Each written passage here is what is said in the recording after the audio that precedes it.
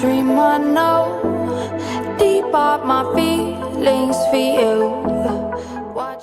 Welcome back to Reality Latest Gist, my good people. Welcome back to your number one channel for reality news on politics and many other cocoa with the sub. For that is our green, white, green country, so we be Nigeria. Once again, we don't come with breaking news, we don't come with updates. We get reports from my table like this where the general public need to be aware about. And the cocoa now be say, the Edo State Governor will be Senator Monday Okpebholo don't issue a 5-day notice to one countryman who they go by the name Chris Nehekiare. And na the Edo State Publicity Secretary of the People's Democratic Party. And one other countryman wey dey go by the name Mr. Shedrack Udubai, and him also na chieftain of the People's Democratic Party. The Edo State Governor now dey yarn dey give dem make dem sharply tender unreserved apology to him, sake of wetin im dey describe as a defamatory remarks made by dem at different platforms and various times dem. So like this now, my good people, Oga Chris Nehekiare is being accused of making defamatory allegations against the governor of Edo State through a press release on the 19th day of March for this year, 2025. And the caption of the press release na Edo PDP condemns Okpebholo's 200 million bribery ploy to buy defection of each assembly member, reckless misappropriation of state resources, and Senator Monday Okpebholo has summoned all councillors from the 18 local councils of Edo State in a desperate attempt to woo them with 2 million naira each to decamp to the All Progressive Congress.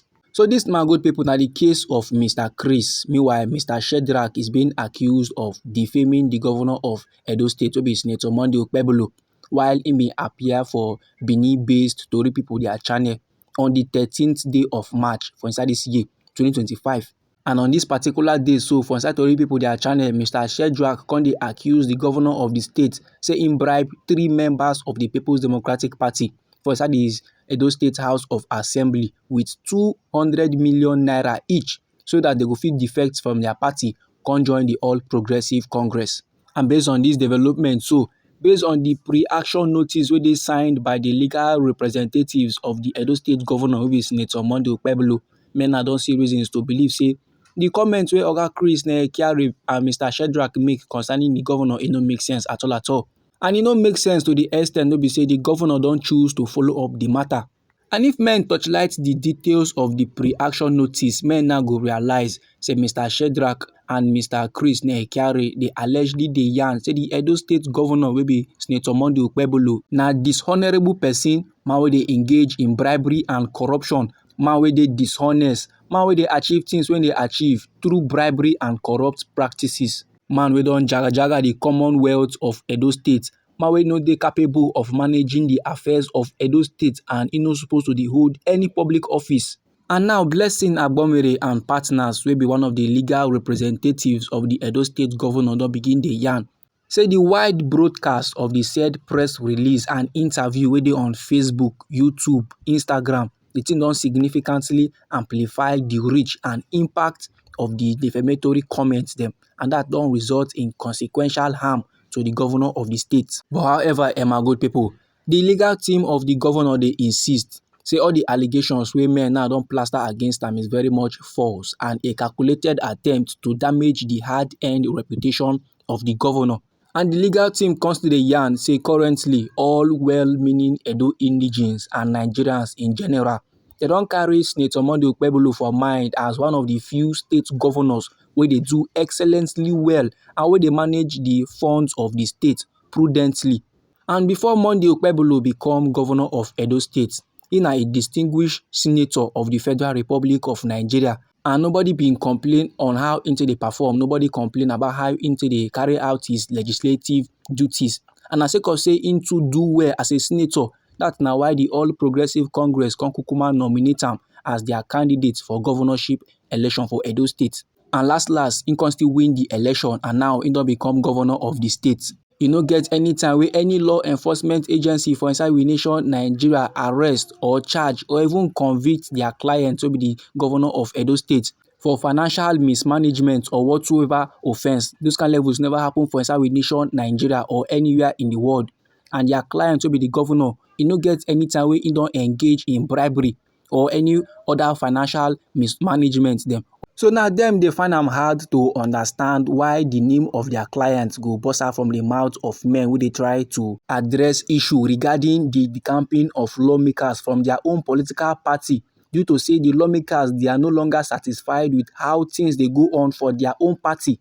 So the legal team now no fit help but conclude say the statement of Mr. Shedrack and Mr. Chris Nekiare dey very much intended to expose their clients to public ridicule and degenerate his well-preserved reputation in the eyes of members of the society in general. So dis my good pipo na few of the many details wey dey for the pre-action notice wey the legal representatives of the Edo State Governor dem arrange. And Senator Monday Okpebholo through his lawyers don come outside now dey yarn say since Mr. Chris Nekiare and Mr. Shedrack come outside come yarn all those levels finish, after dem come outside come drop the defamatory statement, na so calls im dey receive from his friends, political associates dem and other well-meaning Nigerians wey dey for we nation Nigeria and in diaspora. And as dem dey call, the only thing wey dem dey yarn na say how far, say wetin the men dey talk about you o, na legit abi na which level. So based on say the thing now don too much, sake of say the statement wey men make now don kuku expose am to great distress, hurt and humiliation. And im dey very much innocent of the accuse wey dem sama against am as a form of remedy, as a form of something wey be say e go calm down the ten sions to correct the wrongs. The legal representatives of Senator Monday Okpebholo wey be governor of Edo State now dey urge Mr. Shedrack and Mr. Chris Nekiare say like this now they gats procure the recording and publishing of a retraction of the defamatory statement made in relation to the governor of Edo State wey be Senator Monday Okpebholo. And they gats do am through the same platform wey they make the defamatory statements dem. And they gats plaster am for all social media platform. And also they gats arrange an apology letter and make dem forward and give the Edo State governor, and make dem still plaster that apology letter for 2 different newspapers dem wey dey circulate for inside Edo State and the entire Nigeria. And they gats do all these levels within 5 days as dem receive the pre-action notice. If dem fail to do the demands, they go face legal action. As of now, my good people, the People's Democratic Party chieftain wey be Mr. Chris Nekiare and Mr. Shedrack never respond unto the matter. E never dey clear whether they go tender the apology abi they go carry the matter go court. But be rest assured say anything wey these men decide to do, Reality Latest Gist go make sure say the thing enter the ears of the general public.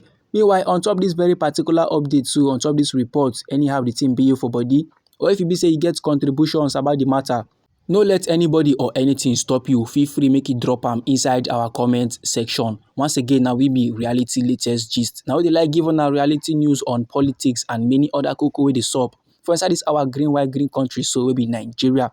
And if you be say you like this update and you go like to dey receive more, then sharply make you subscribe to this channel and make you put on the notification bell so that as we dey bring more news dey come, na you go first receive the update and you go even get am sharp.